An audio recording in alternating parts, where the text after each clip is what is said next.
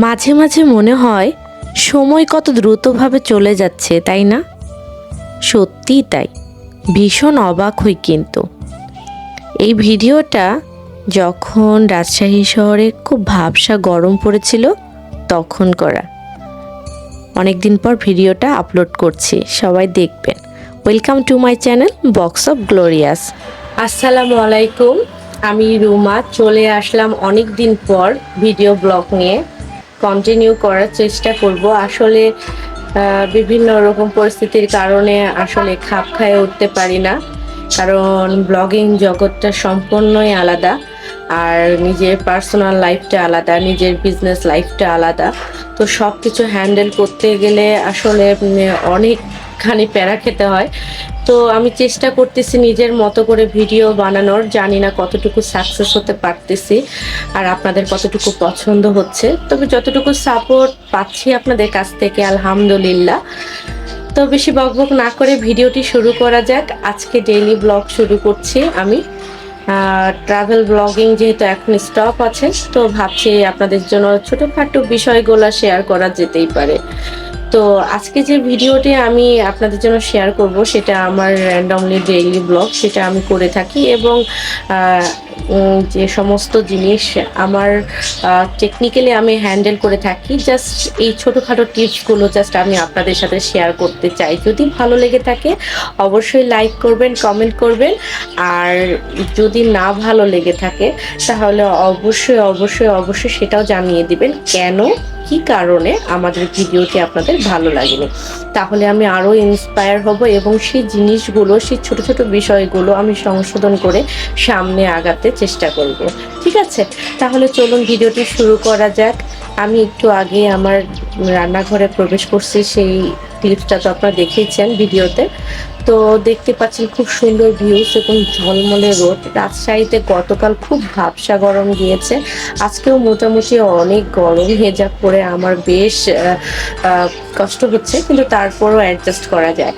তো আজকে আমি যেটা করব, ইলিশ মাছ রান্না করব। তো সেই জন্য আপনাদের ভাইয়া আমাকে লম্বা লিস্ট দিয়ে দিয়েছে, সে আজকে ভর্তা ভাত খাবে, সাথে ইলিশ মাছ ভাজা। এটা হচ্ছে রাতের প্ল্যান, যেহেতু দোকানে 5 জনের খাবার যায় একসাথে। তো আজকে দোকানে তারা ভর্তা এবং ভর্তা ভাত এবং কলমি শাক ভাজি, আর সাথে আমি ভাবছি যে একটু চিংড়ি ভুনা করে দেবো। হয়তো শুধু শুধু ভর্তা আর শাক ভাজি দিয়ে যে দোকানে খাবার দেবো কেমন দেখায়, তো এই জন্য আমি চিংড়ি বের করেছি এবং ইলিশ মাছটা বের করেছি রাতের জন্য। আর কলমি শাকটা আপনাদের ভাইয়া 20 টাকা নিয়ে এনেছে 1 কেজি কলমি শাক, এবং সেটা এখন আমাকে ক্লিন করতে হবে। তো বরাবরের মতো এখন ঘড়িতে বাজে 9:30, আর আমি ওয়াইফিকে স্কুলে পাঠিয়ে দিয়েছি। ওর কমপ্লিটলি রেডি করে ওকে স্কুলে পাঠিয়ে দিয়েছি। ওর স্কুল ছুটি হবে 11:30 নাগাদ। তো ততক্ষণ পর্যন্ত আমি হাতের হালকা কাজগুলো সেরে নিব। আর দ্বিতীয় ব্যাপার হচ্ছে, এখন আমার একটু চা খাওয়ার টাইম। চা না খেলে আমি এনার্জি পাবো না। সো চাটা খেয়ে নিই, তারপর আপনাদের সাথে কথা হচ্ছে। আমার মনে হয় প্রত্যেকটা নারী প্রত্যেক দিন সকালে ঘুম থেকে উঠেই চিন্তা করে আজ আমি কি রান্না করব। সত্যি এই একটা বিশাল প্রশ্ন, যেটার উপর অনেক অনেক দায়িত্ব থাকে প্রত্যেকটা মেয়েরই মাথায়, এবং এই দায়িত্বটা পালন করা যতটা না কষ্ট, তার মধ্যে বেশি আনন্দ থাকে যদি ওই দায়িত্বটা খুব সুন্দরভাবে আমরা পালন করতে পারি। কি বলুন, ঠিক বলেছি না? তো এদিকে আপনাদের ভাইয়া যেহেতু কলমি শাক নিয়ে এনেছে এবং আমি সিলেক্ট করে রেখেছিলাম আগের দিন আমি আজ কী রান্না করব, তো আমার মাথায় টেনশন নেই, যার কারণে আমি একটা চা মানে লাল চা বানিয়ে নিয়েছি খুব সিম্পলভাবে, এবং খুব সুন্দর সকালটাকে উপভোগ করার জন্য আমি আমার খুব পছন্দের একটা জায়গায় গিয়ে বসলাম এবং চাটাকে আমি আমার মতো উপভোগ করছি। খুব সুন্দর একটা সকালে 1 কাপ চা যদি আপনার মনটাকে ফ্রেশ করে দেয় তাহলে আর কি লাগে বলুন তো? আমার তো মনটা ভীষণ ফ্রেশ করে দিয়েছে, কাজের স্পিড বেড়ে গেছে দ্বিগুণ। তাই তো রান্নাঘরে ছুটে গেলাম। এদিকে আপনাদের ভাইয়ার আবদার ছিল ইলিশ মাছ ভাজা খাবে, তাই তো ইলিশ মাছ কেটে পরিষ্কার করে রাতের জন্য সেটা প্রসেসিং করে রাখলাম, যেন চটজলদি ভেজে রাতের খাবারটা দিয়ে দিতে পারে। এদিকে দোকানে যেহেতু খাবার যাবে, যার কারণে আজ আমি কলমু শাক ভাজি করব।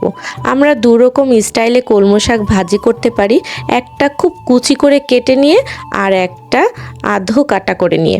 আধো কাটা মানে আপনার কিছু পাতা গোটা গোটা থাকবে, কিছু অর্ধেক অর্ধেক থাকবে। আপনাদের ভাইয়া যেহেতু আমাকে বলেছে এরকম করেই খাবে, তো আমি তার কথা অনুযায়ী ঠিক একটু আধো কাটা করে নিয়ে আমি কলমি শাকটা তুলে দিয়েছি। আর চা ছাড়া যেহেতু চলে না, অনেকটা বেলা চলে গিয়েছে এগুলো প্রসেসিং করতে, তো আমি 1 কাপ দুধ চাও কিন্তু খেয়ে নিলাম। বুঝতেই পারছেন কি পরিমাণ চা অ্যাডিক্টেড হয়ে গেছে আমার ভিতরে। তো যাই হোক, এদিকে পেঁয়াজ মরিচটা ভেজে নিলাম, কারণ আজকে আমার কিছু ভর্তা তৈরি করতে হবে এবং মজার মজার ভর্তা তৈরি করার জন্য আমাকে কাঁচা মরিচ ভাজা এবং পেঁয়াজ ভাজা সাথে রসুন কুচি ভাজাটাও লাগবে। তাই এটা আমি আগেই প্রসেসিং করে নিলাম, কারণ বাকি রান্না করতে গেলে আবার তখন আর একটা কড়াই ভরাতে হবে। আমি যেহেতু এত ফর্মালিটি করতে পারি না, তো আমি ওই একই ওয়েতে আপনাদেরকে দেখিয়ে দিলাম। মানে এক ঢেলে 2 পাখি মারার মতো অবস্থা। একটা ফ্রাই প্যানে যতটুকু কাভার করা যায় আর কি। তো আমার মতো কে কে এই কাজটা করে থাকেন আমাকে কমেন্টে কিন্তু জানাবেন। এই চিংড়ি মাছের রেসিপিটা কিন্তু আমি আগেই কিন্তু আমার চ্যানেলে দিয়ে দিয়েছি। আপনারা যারা দেখেনি তারা জলদি দেখে আসুন এবং লাইক এবং কমেন্ট করে আমাকে জানিয়ে দিবেন কেমন ছিল রেসিপিটা। এবং আপনারা যারা যারা এইভাবে মাছটা রান্না করে খেয়েছেন, আমাকে অবশ্যই কমেন্টে জানাবেন যে কেমন ছিল। তো দেখতেই পাচ্ছেন আমি মাছগুলো আগে ভেজে নিচ্ছি এবং মাছগুলো ভেজে নেওয়ার কারণে আমার রান্নাটা আরেকটু সহজ হয়ে যাবে। আর বড় চিংড়ি বলতে তো একটু ভেজে রান্না করলে ভীষণ স্বাদের হয়। আপনারা কারা কারা এরকমভাবে চিংড়ি মাছ ভেজে রান্না করতে পছন্দ করেন আমাকে কিন্তু কমেন্ট করে জানাবেন। এদিকে পেঁয়াজটাকে ভাজতে ভাজতে বারবার আমি ওদিকে কলমুর শাকটা দেখছিলাম যে কলমুর শাকটা ঠিকভাবে সিদ্ধ হয়েছে কিনা, ওটা একটু নাড়া দিয়ে নিলাম, না হলে তো নিচে লেগে যাবে। যেহেতু দুটো চুলায় রান্না চড়িয়েছি, টাইম যেহেতু খুবই কম। আর আপনারা তো ভালো করেই জানেন যে রান্না করতে গেলে রান্নার প্রসেসিং করতে প্রচুর সময় চলে যায়। আমি তো রান্নার প্রসেসিং করতে প্রচুর সময় লাগিয়ে দিই, যার কারণে আমার রাতে দেরি হয়ে যায়। রান্না করতে যে খুব বেশি সময় লাগে তা কিন্তু না, রান্নাটা তাড়াতাড়ি হয়ে যায় যদি প্রসেসিং করা থাকে অন্যান্য জিনিসগুলো। যদি প্রসেসিং না করা থাকে তাহলে তো বুঝতেই পারছেন একটু দেরি হয়ে যায়। যারা রাঁধুনি আর আমার মতো ক্ষুদ্র রাঁধুনি যতটুকু আসলে জানি তাই আমি আপনাদের সাথে শেয়ার করছি। যদি ভালো লেগে থাকে অবশ্যই লাইক কমেন্ট এবং শেয়ার করতে ভুলবেন না। আর যারা ফেসবুক থেকে দেখছেন অবশ্যই ফলো করবেন, আর যারা ইউটিউব চ্যানেল থেকে আমার ভিডিওটি দেখছেন তারা প্লিজ সাবস্ক্রাইব করবেন এবং শেয়ার করে দেবেন। আপনাদের উৎসাহ পেলে আমি আরও অনেক ভিডিও বানাবো। আসলে আমি অনেক স্লোলি ভিডিও বানাই, যার কারণে এতটা লেট হয়ে যায়। নেক্সট টাইম আর এরকম করব না ইনশাআল্লাহ। তো এদিকে দেখতে পারলেন আমার চিংড়ি মাছটা তো হয়ে গিয়েছে, এদিকে শাকটাকে বাগার দেওয়া বাকি। তো আমি একটু রসুন, একটু পেঁয়াজ এবং শুকনা মরিচ দিয়ে নিচ্ছি। এটা ভালো করে আমি ভেজে নেওয়ার পর আমি শাকটাকে তেলে দিয়ে নিব। আমরা অনেকে বাগার দেওয়া বলি, আপনারা কি বলেন আমি জানি না, অনেকে এটাকে তেলে দেওয়াও বলে।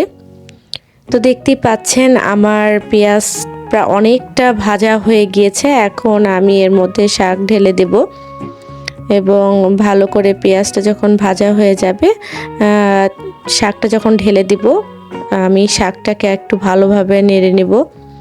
ভালোভাবে শাক নাড়া হয়ে গেলে, মানে একটু ভাজা ভাজা হয়ে গেলে তখন এই শাকটা তুলে নিব। আমার কাছে কলমি শাকটা তো এভাবে খেতে ভীষণ ভালো লেগেছে।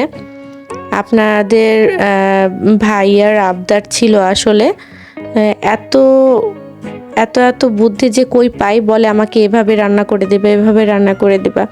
তো এই জন্য আমি এভাবে আজকে ওর মন পছন্দ করে রান্না করেছি। আশা করছি আপনাদের ভালো লেগে থাকবে। তো দেখতে পাচ্ছেন খুব সুন্দর হয়েছে। শাক ভাজিটা কিন্তু খেতে ভীষণ মজা হয়েছে। এরকম করে কারা কারা শাক ভাজি খান আমাকে কমেন্ট করে জানাবেন। আজকে যেহেতু কলার ভর্তা আর কালো জিরার ভর্তাটাও করে দিব, এই জন্য কলার খোসাটা যেটা আছে সেটা সহ ভর্তাটা করার আবদার ছিল আপনাদের ভাইয়ার। তো যার কারণে আমি কলার খোসাটাকে ভালো করে মানে কলাটাকে সিদ্ধ করে নেওয়ার পর কলার খোসাটাকে ছিলে নিয়ে সেটাকে আমি হালকা তেলে ভেজে নিচ্ছি। এতে ভর্তাটা কিন্তু অনেক টেস্ট হয়। তো আমি খুব সুন্দর করে খুব সিম্পলভাবে, এটা সবাই করতে জানে, নতুন করে শেখানোর কিছুই নাই। আসলে আমি ভর্তাটা করে নিলাম ব্লেন্ডারে, আমার জন্য খুব ইজি হয় যেহেতু শর্ট নোটিসে সব আয়োজন করা, তো যার কারণে আমি ব্লেন্ডারে এটা ব্লেন্ড করে নিচ্ছি। দেখতেই পাচ্ছেন। এরপর কলাটা দিয়ে দিলাম। দেওয়ার পর খুব সুন্দরভাবে, আমার কাছে মনে হলো আর একটু ঝাল লাগবে, তাই আমি এখানে একটু ঝাল লবণ অ্যাড করে দিচ্ছি। তো খুব সুন্দর হয়েছে কলার ভর্তাটা। আপনাদের ভাইয়া তো প্রচুর পছন্দ করেছে এবং এই কলার ভর্তাটা সে খেতে খুবই পছন্দ করে বলে আমাকে প্রায় সময় করতে বলে। তারপর আমি এখানে একটু কালো জিরার ভর্তাটা করে নিচ্ছি। কালো জিরার ভর্তাটা খেতে ভালোই লাগে, খালি মুখেও খেতে ভালো লাগে এবং কালো জিরার ভর্তার একটা উপকারিতা আছে, একটা না অনেক উপকারিতা আছে কালো জিরার ভর্তার। যারা খায় তারা ভালো করেই জানেন, তো নতুন করে শেখানোর কিছুই নেই। এবং ভর্তাটা কমপ্লিট হয়ে গেলে আমি দোকানের খাবারটা রেডি করে ফেলবো, কারণ ঠিক দুপুর 2টা বাজেই তারা খাবার নিতে চলে আসে, একদম টাইম টু টাইম। তো আমি 2টার মধ্যেই সব কাজ সেরে ফেলার চেষ্টা করি। যাদের ছোটোখাটো দায়িত্ব নিয়ে থাকেন তারা ভালো করেই জানবেন যে ছোটোখাটো দায়িত্বগুলো টাইম টু টাইম মেনটেন করা একটু টাফ হয়ে যায়, কিন্তু তারপরও যখন সাকসেসফুলি ডান হয়ে যায় এবং রান্না হোক বা যে কোনো দায়িত্বই হোক যদি সুন্দরভাবে করা হয়ে যায় না, তাহলে ভীষণ আনন্দ লাগে। তো দিন শেষে একটা ছোট্ট আয়োজন এবং এই আয়োজনের একটু অংশীদারিত্ব আরও অন্যান্য জনরা যখন মানে থাকে এবং সেটা শেয়ার করার মতো আনন্দ আর কিছুই হতে পারে না। এখানে আমি গোটা 2টা লেবু দিয়ে দিলাম, ওরা ওখানে কেটে নেবে। মাঝে মাঝে আমি এখান থেকে সালাদ এবং লেবুটা কেটে দিই, কিন্তু আজকে যেহেতু টাইম খুবই কম চলে এসেছে তাই খাবারটা আমি রেডি করে তাদেরকে দিয়ে দিলাম। এবং রান্নার শেষে যে বিশাল দায়িত্ব একটা থাকে সেটা হচ্ছে রান্নাঘর ক্লিন করা, যেটা ডেলি না কমপ্লিট করলে আমার কেন জানি ভালোই লাগে না। তো আমি রান্না কমপ্লিট করে আমার এই সুন্দর চুলাটা, যেটা আমার খুব পছন্দের, এই খুব শখ করে চুলাটা আমি কিনেছি, আসলে খুব পছন্দের একটা চুলা, সেটাকে আমি ডেলি ক্লিন করতে ভুলি না। তো খুব সুন্দর করে আমার রান্নাঘর কমপ্লিট হয়ে গেল ক্লিন করা। তো এই ছিল আমার আজকের ভিডিও ব্লগ ভিউয়ার্স। আশা করছি আপনাদের ভালো লেগে থাকবে। যারা আমার ভিডিওগুলো দেখে থাকেন তাদেরকে অসংখ্য ধন্যবাদ। আমার জন্য দোয়া করবেন, আপনারাও ভালো থাকবেন। আসসালামু আলাইকুম, আল্লাহ হাফেজ।